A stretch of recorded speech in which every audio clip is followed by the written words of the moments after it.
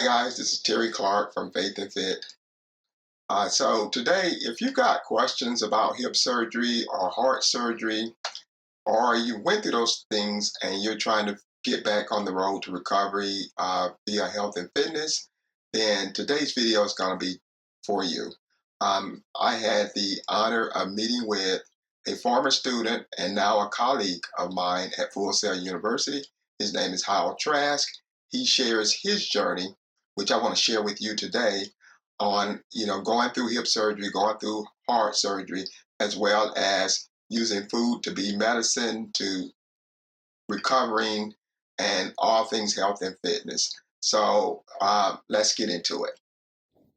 It's so good to see you again. In fact, I think the last time we got together, we were both eating maybe a little bit heavier than we are today, and I think it might have been some Asian food we were having. And I was still working, and I don't remember at the time whether I had had my first hip surgery. I've had two hip replacements and now open heart surgery with bypass. And ultimately, I gained weight back. And it's like, I'm like, what am I going to do here? And at the time, this whole semi-glutide and take the shot and you're not hungry anymore thing that hadn't really kind of got into mainstream yet. I mean, I'm sure people were doing it, but I hadn't really heard of it.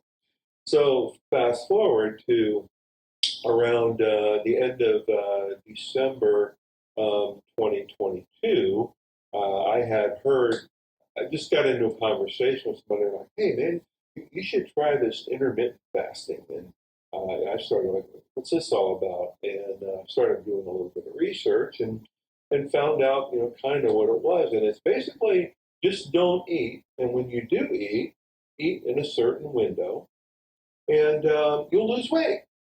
That was kind of the high level concept, right? And of course, we know it's a little more than that because you got to eat the right stuff. You can't just keep eating processed food and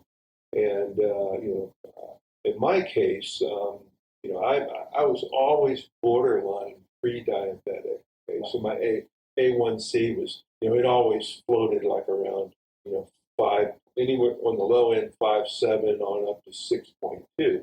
And I would always, 6.2, now I'm going to be a little more disciplined, and then I'd do another blood test and then go back down to 5.9. And I kind of floated in that window for the longest time.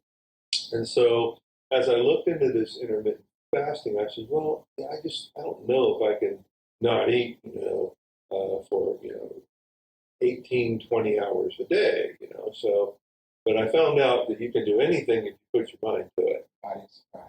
That's right. That's right. And so I did the traditional. I started out, for like the first week or two. Okay, I'll choose this 8-hour eating window, and I don't particularly eat breakfast very much anyway. So I did like a 12 to 8 feasting window, and then I would fast the rest of the time. I'm thinking, oh, fasting, I can do this. I'm sleeping 8 hours a night anyway, so I'm not going to eat while I'm sleeping, right?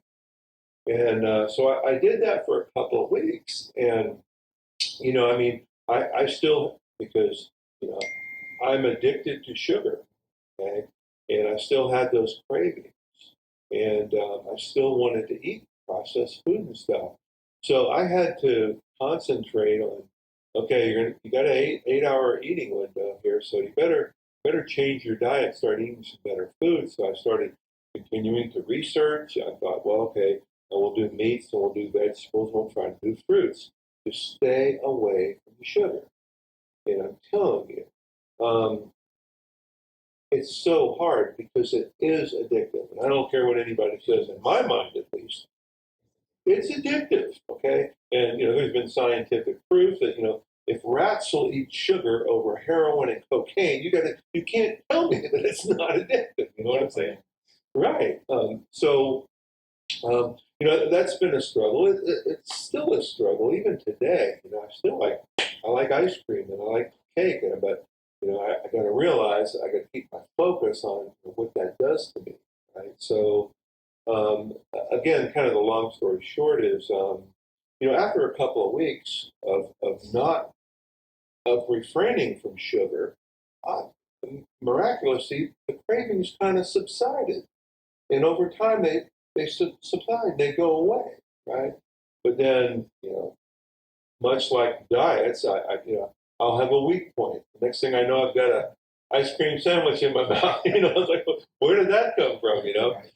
And so, but I've been doing this long enough now that at least I'm conscious of it. And I try to. I'm not perfect. I try to minimize or limit the times that I do that because I know what it does to me. Right? Yeah. And it's crazy because there's a thing called clean fasting, and you know what that is. Well, there's also, in my mind, a thing called clean eating. Okay, if you continue to eat processed foods and you continue to eat, added sugar products, then you're really not clean eating. Okay, so I'm working on that part, right? And so, anyways, 2022, I start this intermittent fasting. I go 8-16. I graduate into more of a 18-6, and then I kind of settled in at around a 4-hour feasting window a day, 12 to 4, and then the rest of it is fasting. And I was really successful at that for quite a while. Then one day, I'm a little bit lazy, I have to admit it. So I have two dumpsters, the plastic dumpsters that I carry the trash out to the edge of the road. And I grab, and so it's trash day, and I'm carrying the dumpsters out to the side of the road, and I get this little pain in between my shoulders. It's like an aching, like I pulled a muscle or something. I'm like, oh, I guess I'm not as strong as I used to. I need to, maybe do one dumpster, right? So the long story short of it is, I thought it would go away. I thought I just pulled muscle, but it didn't go away. And what also happened is, I would go to the gym 3, 4, 5 times a week in the morning before going to work, and I get on the elliptical. That's my warm up. I'll do 30 minutes on the elliptical, and like clockwork, it was amazing. For the first 5 minutes, I felt like I was 22, and we both know I'm not 22 anymore. How old are you? 65 last November. Well, that's impressive, 65. What's that? That's impressive, 65. Well, you look good for thank 65. you. Huh? You look good for 65. Thank you. I appreciate that. And most days I feel good.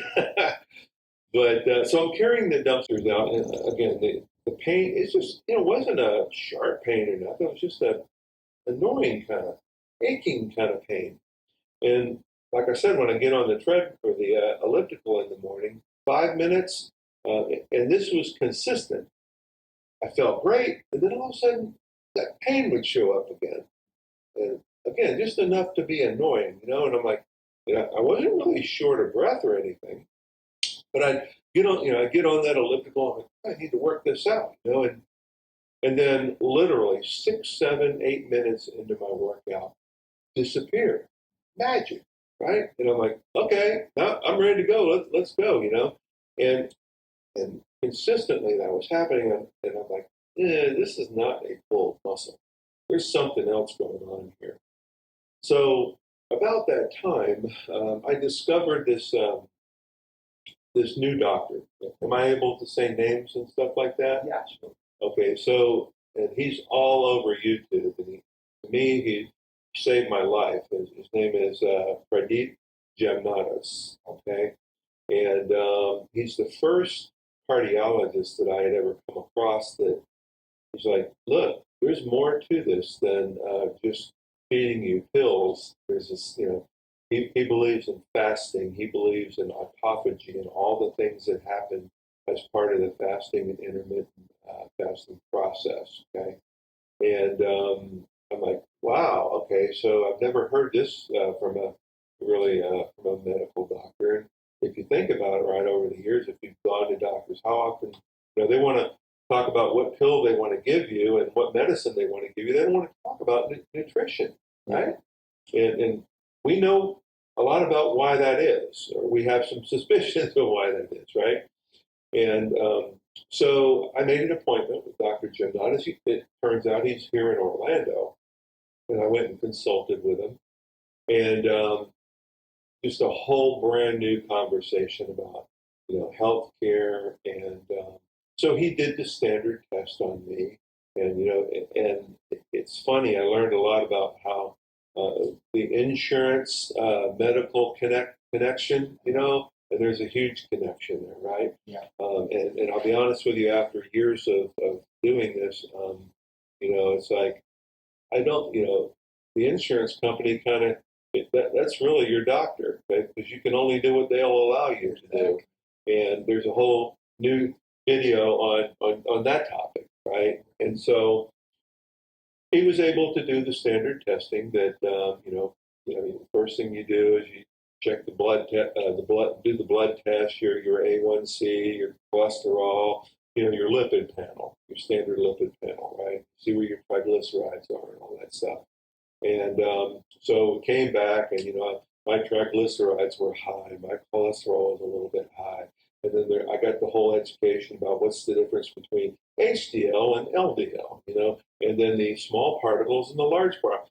It's just the education I've received in the last 2 or 3 years through research and talking to people who know about this stuff has just been amazing. And the average person doesn't know this stuff. They go to the doctor, I don't feel good. Okay, we'll take this pill, take that pill. They go off, and life goes on. Well, most of the time. Sometimes it doesn't, right? Yeah. And so, he did this whole workup on my blood, and finally he says, "Okay, now what we need to do, we need to see how strong your heart is." So the next level of that is doing the echocardiogram. Okay, and then we did that, and then I did a nuclear stress test because by this time my left hip felt great, but the right hip was like, I think we need to, we need to do something here too. So because I couldn't get on a treadmill and do what's necessary, they do this thing called the nuclear stress test where it still speeds up your heart like being on the treadmill would, but they do it through medicine. Okay, I don't know if you've ever had a nuclear stress test. Okay, so you know where I'm coming from. So as that turned out, there's like, okay, well, it looks like there might be a problem here. What do you mean there might be a problem? Okay. So he says, according to the test results, it looks like you may have some blockages. But the next step is we got to go actually in and see because these tests aren't necessarily 100% accurate. And if there's anything I ever learned from Professor Clark in algebra class, Many years ago. many years ago, but I never forgot it. 99%? Right. And 100% wrong. 100% wrong, right? Well, you see where I'm going with this, right? Yeah. So I'm like, what do you mean? You got to do the heart cath? Okay. He's like, yeah. So we go over to, the local Advent Health and get in the cath lab. And I don't know if you've ever had a heart cath, but you're laying there, you're a little bit sedated, but you're watching what's going on. So the medical team comes in, they prepare me, and next thing you know, all right, here we go. So Dr. J comes in. He's only in there for like a couple minutes. I could feel that he was doing the cath, and then he finishes and he leaves. So when he leaves, I'm like, okay, are we done? He's like, yeah, we're done. I says, that was short. He says, yeah, doctor will tell you all about it. They're not going to tell you anything. Right? So I go back and, they wheel me back into the room that they prepared me in. And my wife's in there, and Dr. J comes in and he draws this little picture. He says, okay, so here's your heart. Here's the coronary arteries around it. And you see here, here, and here, we have problems. This one is a big problem because it's 95% blocked, and it's like the widowmaker. And then we have this over here. It's like 75, and this one here is 70. Usually 70 is about the minimum before they want to, do some kind of bypass or something. And he says, what we need to do is we need to bypass these blockages. And he says, but there's something very interesting. I said, well, what is that? And he says, you see this blockage and that blockage and that blockage, there are what they call collaterals. So the human body is amazing, right? It's like when it gets a blockage in your blood flow, it says, oh, this is not normal, so I think I need to find a way around this. So it reroutes, and I had them at every blockage. You know, usually it's one or two or maybe, but at every place, I had these collaterals. So he's like, well, that's good, because what that means is you still got blood flow to the muscle of the heart. He says, but we need to do another test. Oh. And so essentially I went in and I had this thing called a PET scan, right? And they do PET scans for various different diseases. But he wanted to make sure that my heart muscles had not been damaged. Because as he said, he says, the good news is we could do a triple bypass and fix you. I said, that's the good news?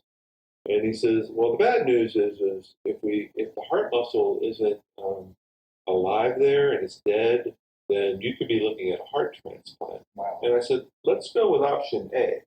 You know, so in order to figure out which way to go, we had to do the PET scan, and we did the PET scan. And then, of course, you know, I go home and I'm out in my yard trying to de-stress here, you know, and I'm you know, mowing my lawn, and next thing I know, I get the phone call, and they're like, I said, so how'd it go? You know, where are we at here? I'm waiting on the final word, and they're like, well, the radiologist really, he says the test was inconclusive. I'm like, in other words, we don't know. We don't know. Right. Oh, that's good. So he says, well, I says, this is unacceptable. What do you mean? You know, I've done all this stuff, and the radiologist doesn't know. Well, they only write inconclusive. So I says, look, well, we got to find this out, because you know we're talking about a heart transplant versus a major surgery here, and you know, I'm the guy. So he says, well, I'll get Dr. J. He'll read because that's, you know, when you get X-rays and tests like that, it's not the doctor. The doctor just reads the report that the radiologist analyzes, right? And so the doctor went in and he reviewed, because he's been doing this for a long time. And he says, I think you're going to be okay. He says, I think there's a little bit of muscle damage on the low side, but as far as I think you'll benefit from a cabbage, which is the bypass surgery.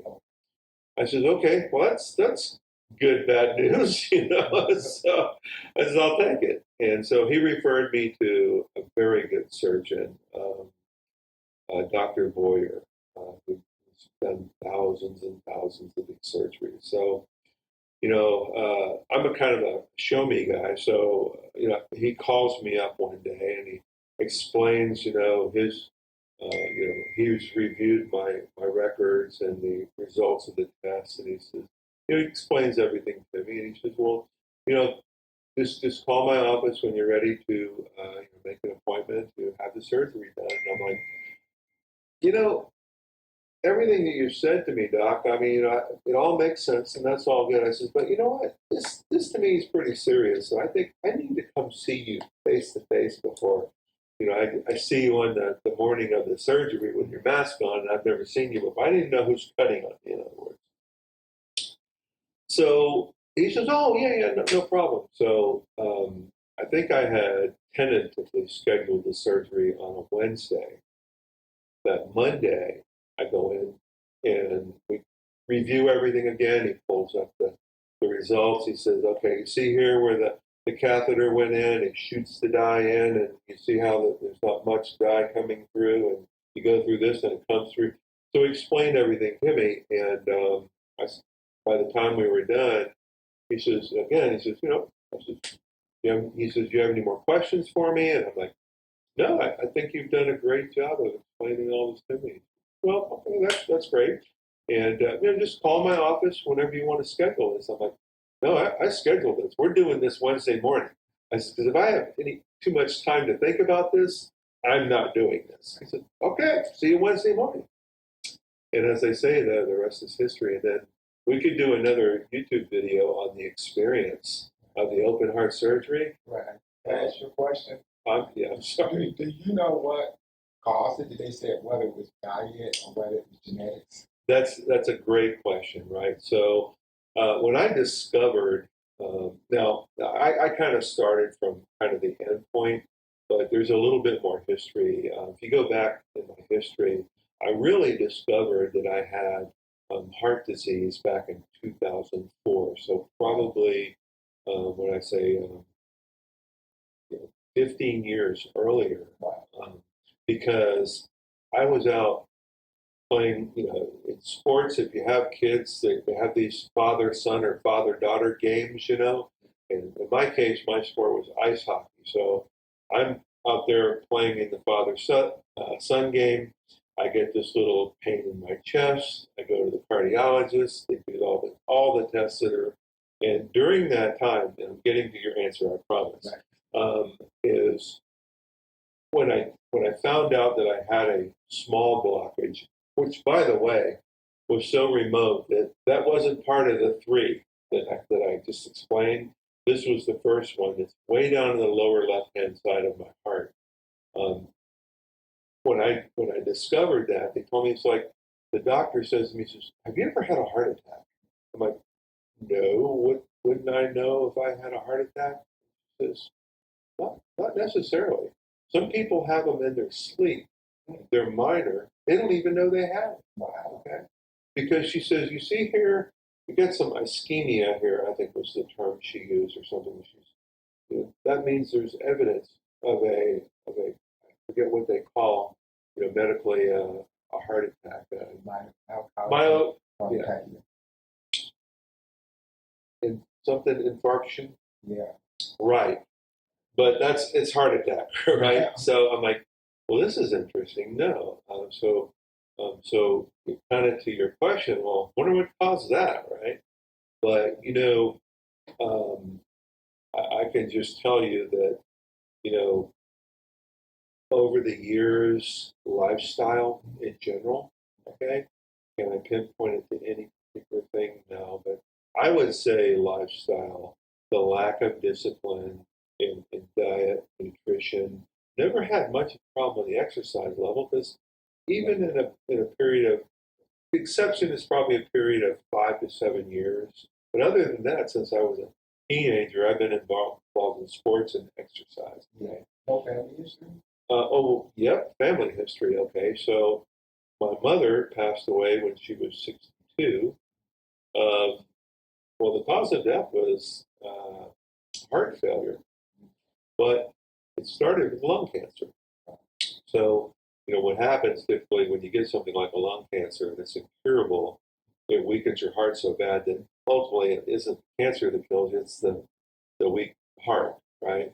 Same thing happened to my 58-year-old brother.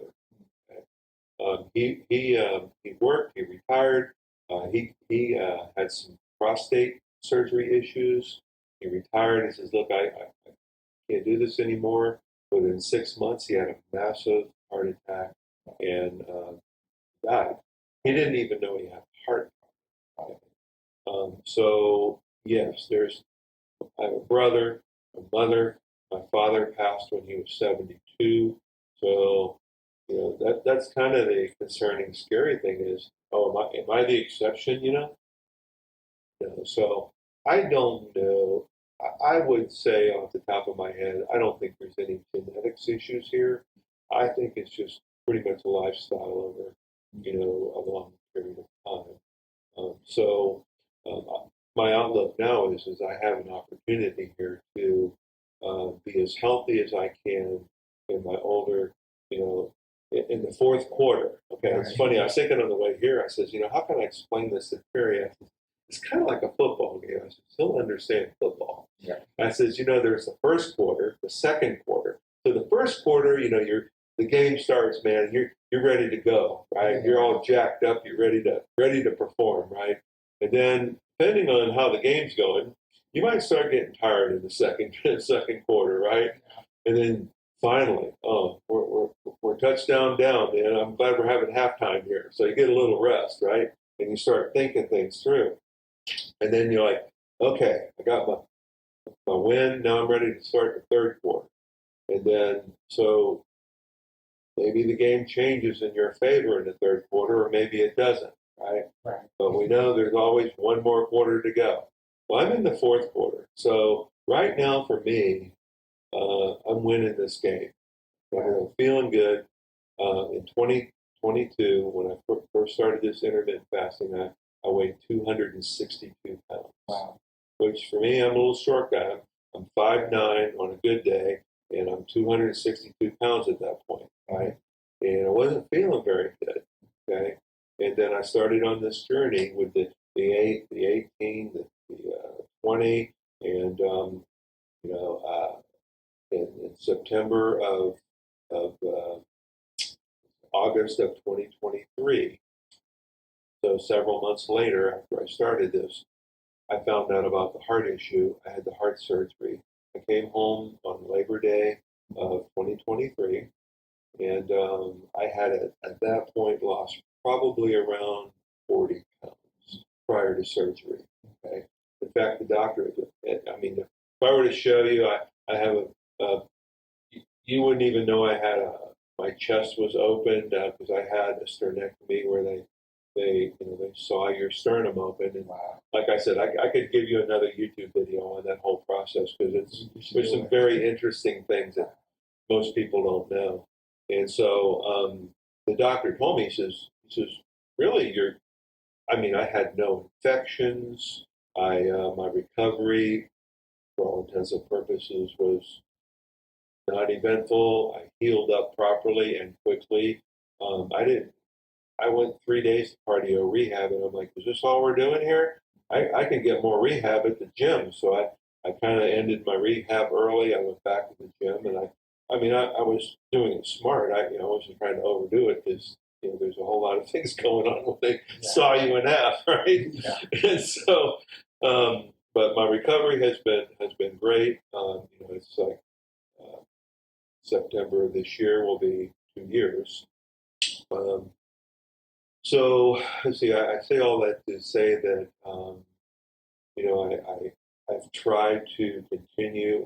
When I recovered from the surgery, they didn't really want me to do any fasting or intermittent fasting after my surgery because their philosophy was you need nutrients and you need to. But philosophically, I had a problem with that because I know what autophagy does, Right. the healing of the cells, and it's like, okay, I was getting conflict. It's like they're telling you it's kind of like, oh, eat the standard American diet. No, sorry, that doesn't work for me. And so I I ate, but I tried to eat meat and vegetables. I even stayed pretty much away from fruits because of the fructose and the sugar and stuff. And so moving forward, I reached a point where I had lost some more weight. I got down to about 218, between 215 and 220, let's say. And then I plateaued, right? And I was at that point I was doing 4-hour windows and 20 hours fast. How many calories How many calories? What? in those 4 hours? Oh, sometimes I would do 2 meals a day. Mostly it was a 1 meal a day. I got down to the OMAD, 1 meal a day. Okay, but I was probably doing 2,500 at least calories between for what I was eating. Right now I'm stacking 1,500 calories. I'm a lot smaller. Yeah, but you've cut a lot of fat. It seems like to me from when you show your videos. And see, that's one of the things I want to talk to you about because I need to talk to you about some strategy to do that. But I'm trying to try not to go down too many rabbit holes here. So, anyways, I got to a plateau, and I had been, I'm a research fanatic, and YouTube's wonderful, right? Yeah. Because you get a lot of people out there especially doctors who have been doctors for so many years, and they've reached the epiphany that I've been trying to fix people or help them with their health for 20, 30 years, and they never get any better. So what's wrong with this picture, right? So they've adopted an open mind, and they're like, there's got to be a different, better way. And those are the folks that I'm focusing on, right? Because anybody, take this pill, go home, see you in 6 months, right? And I can't do that anymore. So um, the long story short is I've been wanting to try this alternate day fasting. Okay. So I started it. I started it in end of February, early March this year, 2025. And immediately I dropped 5 pounds first time. Okay. So my window will be something like I'll stop eating at 6 o'clock on Sunday. Okay. I won't eat again until noon on Tuesday. Okay. And so that's like, I don't know, 42, 44 hours. Okay. It's not 24, it's extended fasting, right? And probably the first 2 weeks, again, I'd get to about the 24-hour mark, okay? And then the good old cravings and the stomach would grumble a little bit, that ghrelin and all that stuff, right? Would hit me, and it's like, they all told me it's going to happen. Just battle through it, drink some water, you know, push through it, and sure enough, wait 15 minutes, go take a walk, get busy, right? You go away. Okay, I'm good. Over time, I don't really have that anymore. I can do, 42, 44-hour fast, and I don't get craving. Well, I take that back. Most times I don't get cravings. I don't get the grumbling. What I have done is when I first started this, I was getting a little bit of a headache. Okay, that's pretty normal. They say that. So I got myself some electrolyte powder. I put it in my water. I do one in the morning before I hit the gym. Then I'll do one in the afternoon. And I don't get the headaches anymore. I'll get them if I don't do that. But my electrolytes are potassium, magnesium, and salt. That's the powder that I get. I can't remember the brand. I can tell you later, but it's not. What's that? The common one? Electrolyte powder. The what? I do propel water. Okay. Okay. Well, the reason I chose this powder was specifically because it's 0 carbs and 0 calories. Because anytime you introduce calories into your fasting, you go fast. Right? So that's why I use this particular brand. But that gets me, through the headaches and the little times you get uh, philosophically or mentally poked because no, you're not hungry. You just need to battle through this. And it takes some discipline. Let's face it. And when I talk to people about it, it's like I'm not telling you this is easy, okay? But neither is doing what you were doing and feeling bad. That's not easy either, right? So I feel a lot better doing this than I did when I wasn't doing it. So I've been doing the alternate day fasting, like I said, since March, and now I don't do it every day. Okay, I'm pretty consistent. I do it the Monday, I do it the Wednesday, and I do it the Friday. And I haven't been doing it. I have done it, but usually I don't do it on Saturdays and Sundays because one thing they tell you is this should not disrupt your life significantly. This is a lifestyle. Yeah. This isn't some bad diet, right? And if you do it long enough, it does become a lifestyle because you're not hungry all the time. You don't crave all this processed food and sugars and stuff, right? And plus, my wife and I will go out to dinner on a Saturday, or we might be visiting with some friends, and we want to eat. I'm not going to sit there and say, "Well, I can't eat food because I'm fasting." Well, I mean, except for you today. Today's a fasting day, right? So I typically won't do it on Saturday and Sunday. But I think I'm going to probably pick it up, and I probably won't fast on Saturday, because if I do Monday, Wednesday, and Friday, I can eat on Saturday and I can fast on Sunday. But I'm a creature of habit. I really like to fast Monday, Wednesdays, and Fridays. So if I fast on Sunday, then that means I got to fast on Monday too. Well, maybe I should, because I want to do it a 2, 3, 7-day fast. But I have to be really careful because of my heart condition, my medical condition. As far as I know, you've had some back surgery in the past, right? But I need to be careful because of my heart. And the unfortunate thing is, I have a new cardiologist, and he believes in fasting, which is a good thing. So I'm getting ready to have a conversation with him about having. I'm gonna try a 3-day fast, and we'll start out with that. But ultimately, I want to get to at least a 7, maybe a 10-day fast, because I do know that even at, at at noon on the day I'm supposed to eat again, I'm really not hungry. I only eat because I don't want to fast any longer.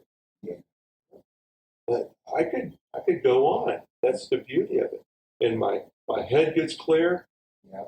My body feels good. 2 hip surgeries, and I'm 65, so I got a lot of aches and pains. A lot of those have subsided. Many have gone away. Not all, but it's amazing what it does to the inside of your body with the inflammation. And the other thing that I'm kind of conclude here a little bit, but my big focus right now for me, again, I think I mentioned that, I floated in the pre-diabetic and diabetic window, right? And so I know why that happens, and I'm trying to focus on insulin resistance, okay? Because I'm convinced, I may be wrong, but I'm convinced that that's the root cause of many of our problems. And that's what happens. You throw pills at it, you're throwing a band-aid on there, you're not fixing the root cause. So if you can contain or control insulin resistance, a lot of these other problems may go away. And I say may because everybody's sick, I get it. But that's my focus right now, is to try to control the insulin resistance, because that's going to keep my A1C down. It's going to keep my triglycerides down. I'm not a big believer in cholesterol causes heart disease. I know that's the standard. It's kind of like standard that everybody kind of pitches, but after doing my research, I don't necessarily believe it. Okay. So where am I? When I got on the scale this morning, I weighed 202. Okay, so I'm still 62 pounds down. And why am I at 202? Because last Friday I was 197. Well, I went on a little vacation, okay, and I probably wasn't as disciplined in my diet. Okay, yeah, we stopped by the ice cream store and I had a little small bowl of yogurt. Okay, and so I came back. Say 5 days later, about 3, 4 pounds heavier. But I know today I'm fasting. That's water weight. What's that? Water weight. I will let you know in a couple days, because when I've done this in the past, and I have, it's been water weight. Because all I got to do is fast for a couple days, and it goes away like magic. And lastly, over this time, so obvious to you, you've seen when I started, you see where I'm at today. This isn't like a 30-day, oh, I lost 60 pounds and man, I feel great. No, this has been a journey. It's a not a sprint, it's a marathon, right?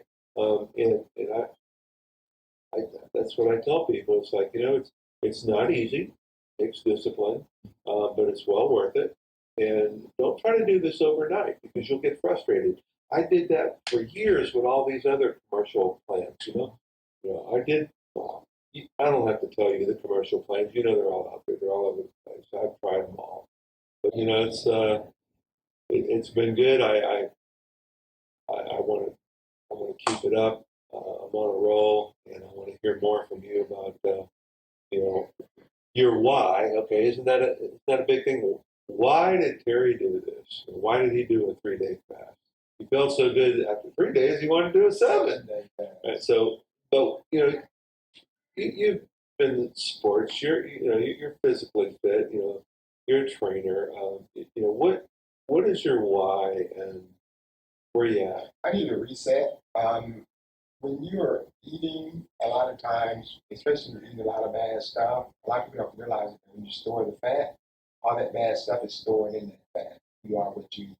And so a lot of times what people try to do is they just want to go on a fast or want to go on a diet without eating healthy first because you have to kind of condition your body into being able to go on a fast. It's like training for a fight or something. So I kind of did that. I knew I needed to do a 3-day fast because I wanted to go through the autophagy process. I wanted to have my cells cleaned. I wanted to do some recycling. I also wanted a reset on my diet. I wanted to break the addictions. And some of it, I was getting up in the middle of the night and that kind of stuff. I was working out really hard and stuff, and I still couldn't get down under like 190 something. I was up like 197, 198, got down to 190. And so I just decided, hey, listen, I had did some intermittent fasting and stuff, and it got me down to like 170. And so from there, I said, well, let's try a fast and let's see what happens. But I had some missteps along the way, like everybody does. Yeah, there were some things that I didn't take into consideration. Like I didn't take into consideration missing out on the electrolytes, and then I overstacked on the caffeine, coffee. So I powered my way through it with caffeine. If I knew what I know now about the process with, how the electrolytes, mainly the potassium, the magnesium, the sodium, and all those isms, how they regulate the heart, I would have done that a little bit better. I would have looked and maybe given some electrolytes in and try to make sure, because I started going through some heart palpitations. The caffeine did it on one end, and then the mineral trace and macronutrients did another end, not having in the potassium and sodium and the magnesium and stuff that regulates heart. Another mistake I made was I worked out a little too hard during the workout. Okay. When I was working out, just because you can doesn't mean you should. I was doing it. I didn't understand that it was not just a physiological process. I understood the emotional part of it, the spiritual part of it.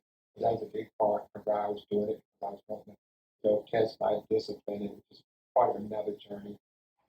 My life goal is to make it to 100.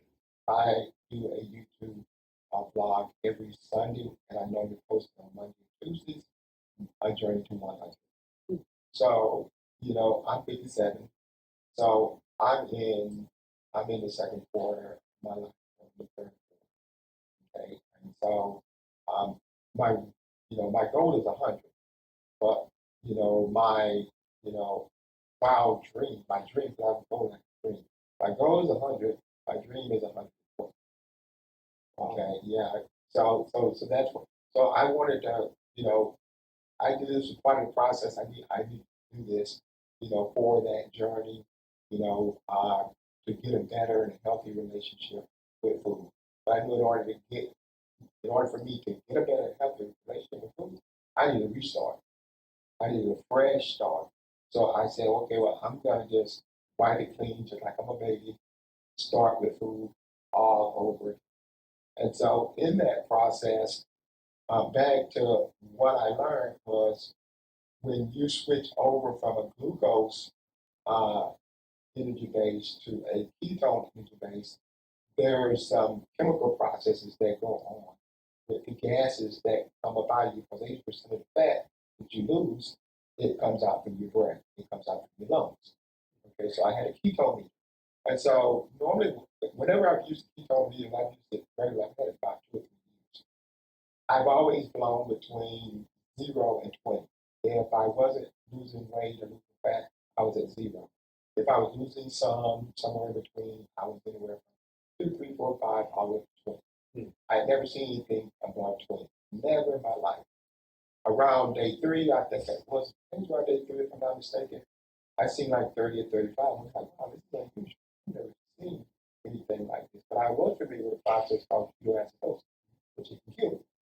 So I know if you went over 60 parts per million, and parts per million stands for the gases that are coming out through your breath. That's what gives you the sponge, the bad part. So it's not that much of gas traces, but ketones is one of them. I think ethanol is another gas that comes out too, and butyrol. There's like 5 or 6 gases that make up that less than 1%. But if you start breathing out those gases like that, and they pick up more than 1%, they can do some serious damage. They can just pump. So So you highly recommend monitoring your ketones while doing something like definitely, this. Okay. definitely. I got all the way to 53. I was close to 60. I got to 53. The last day of the fast, um, even though I was feeling great, my lungs started getting exhausted and tired. Okay, guys, I hope you enjoyed my discussion with Hal. I apologize it was cut short due to technical difficulties. But if you would like to see some more or part two of that discussion, just drop a comment in the comment section below. Remember what I always say, they may be faster, they may be stronger than you, they may even be smarter, they may even be taller than you, but never, and I do mean never, let them outwork you. Okay, if you're new to this channel, go ahead and hit subscribe to get more videos like this. Thanks a bunch, guys, and have a great day.